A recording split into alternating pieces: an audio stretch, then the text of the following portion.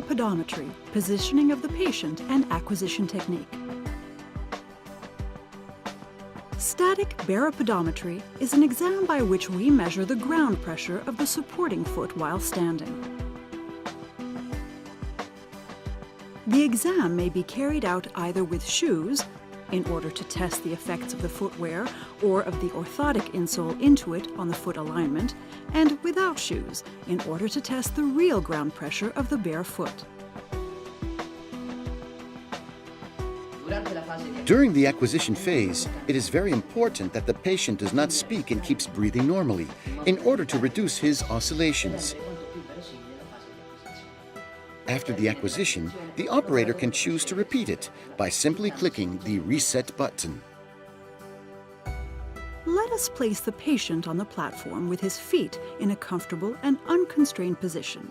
But anyway, it is better if between the 2 feet there is a maximum distance included between the trochanteric width and the shoulder width, and if the heels are aligned on the same plane.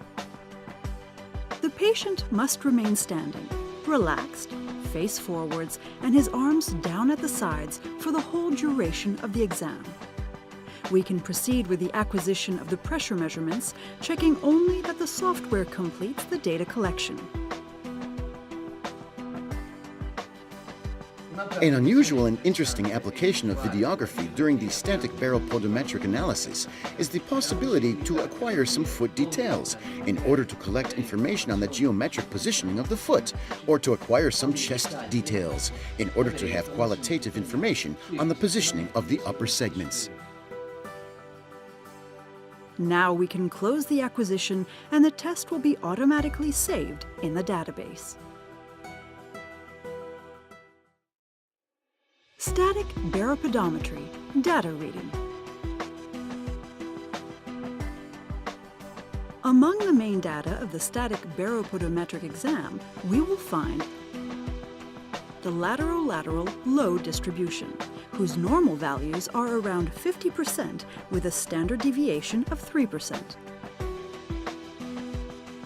The antero-posterior load ratio, whose normal values are approximately 60% rear and 40% front. The pedalic surfaces, the centers of pressure rotation, the sector-based distribution of surface and load percentage.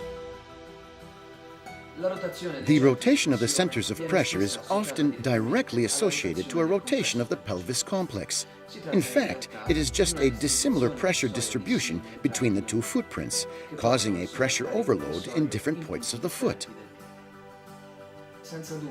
Undoubtedly, in many cases, this dissimilar feet load is caused by rotation conditions of the upper segments. However, these should be specifically tested.